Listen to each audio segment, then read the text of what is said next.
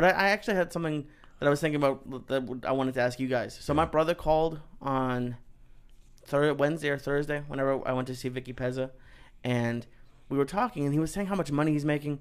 And I like felt in my head a little bit. He wasn't doing it to be mean, but we just hadn't talked in a while. And like I started thinking of all these things and how like I'm like not a bad person, but like I felt bad about what I'm doing.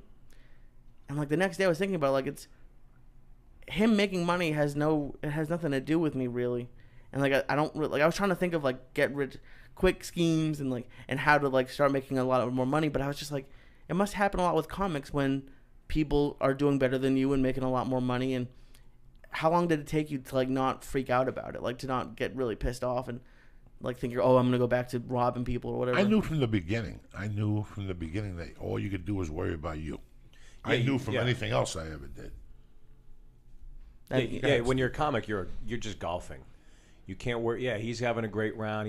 Fuck that. You got to concentrate on your game. That's it. And you're always competing against yourself. That's the way I've always viewed comedy, because that shit's gonna eat you alive. Literally, it's just gonna eat you alive. There's always somebody who's doing better than you. There's always some new guy that's gonna start to pop, and the flavors of the month, they all go by the wayside. You just gotta keep doing your own thing and keep working your ass off. And hopefully, at the end of the day, when they bury you, they see some dirt underneath your fingernails and go, "Oh, that guy worked his ass off." That's the way I always look at it. You know, it's cliche to say, but it's like I'm a little older than you, and life is like peaks and valleys. You're going to be hot at times, and you're going to be cold at times. It's life. You're going to have good years. Yeah. You're going to have a fucking bad year. You're going to have a divorce. Something's going to happen. You know, your mom passes, your dad passes. Something happens, and you have peaks and valleys. But you keep going, and I think it's the same way with comedy. When you first came in, I asked you about the show. Sullivan's Son, which you created and sold, and big ups to you. A bad motherfucking move in the world of comedy. Most importantly, you brought your friends in, which meant the world to me. You brought. I would watch the show when I was on the road on a Saturday, and I'd see Owen Benjamin and the Black Dude, and I'd see Ahmed, and I'd see all these guys. And usually comics get a little success and they alienate themselves. Yeah. But the good ones bring family in to have that closeness on the set. Yeah. To watch your back, plus to make it fucking funny, your flavor. Yeah. And that's what you did, so I give you all the grace in the world. But then, you know, in 97, 96, a bunch of comics got shows. Do you remember? Yeah. And it was Margaret Cho, because they all wanted to duplicate Tim Allen. It was Margaret Cho, Greg Giraldo, and Tom Rhodes. Yeah. They threw 3 shows at them. All 3 shows failed. If those comics would have put their heads between their tails and said, well, Tim Allen hasn't disappeared, they wouldn't have been here. Margaret Cho's doing better than ever. Yeah. Tom Rhodes is funnier than fucking ever. Yeah. And Greg Giraldo, rest in peace, before he died, he was one of the top 3 fucking headliners in my world.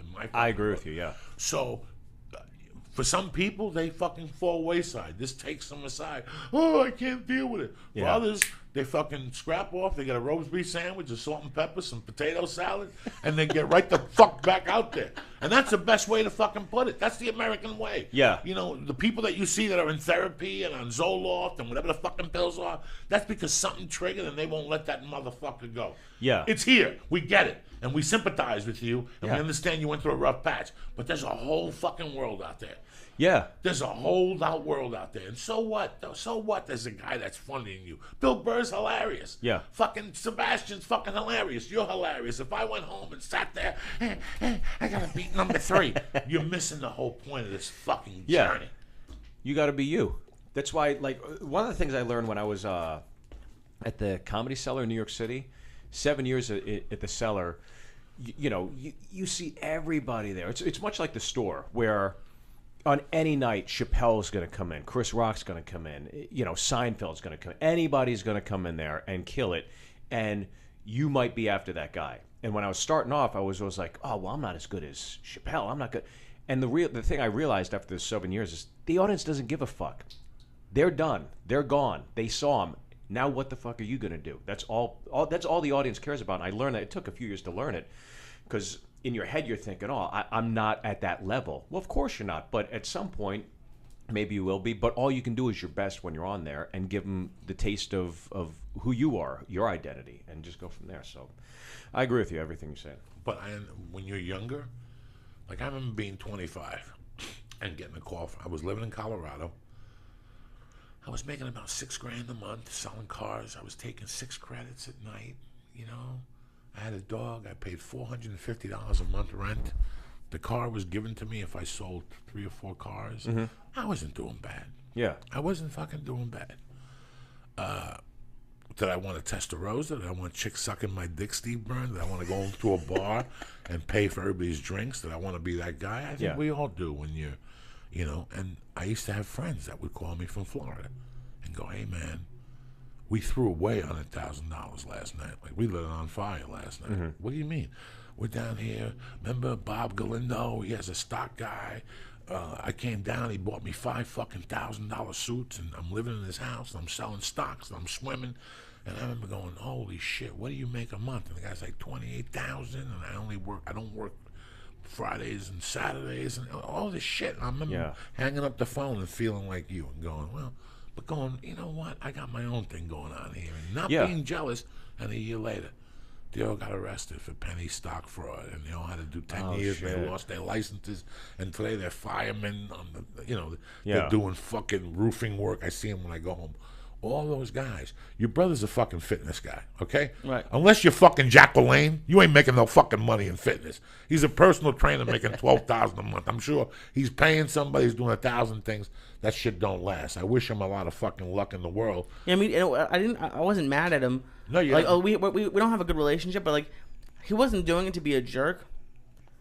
But he was telling you what you should be doing to make that type of money. Like that, a little bit like that, and then it's just, he's my younger brother. I'm the older brother. Like, and part of me was, I was like, I should be making more. Like, I should be making more than him. But you're right. He also lives 2 blocks from your mom, and he goes over 3 times a week for dinner. You follow what I'm saying to you, too? Doesn't he live close to mommy? Yeah. All right, then. So at least you're out here sweating your balls out by yourself. What the fuck does he know about that? You know, he's 2 blocks from mommy. Shit goes bad, he goes back to mommy's. You're out here living with 2 Mexicans. Shit goes bad, you're on the floor next to the cousin and the other guy who's not around no more. Yeah. Right or wrong? These people, you know. Totally, yeah. You cannot ever worry in your life what somebody's doing. You cannot worry about it in your life. It should inspire you, especially when somebody close to you and they're a good person. Yeah. And something good happens and you're like, wow, that means I got a fucking chance. Yeah. I got a chance. Yeah. No, and I hope he does well, because he's worked on it for years. When you see fucking people on TV that I know you don't want to name, they're the fucking morons. And you're like, this fucking idiot's making a living. Can you imagine what I do if I get a paper and a piece of paper?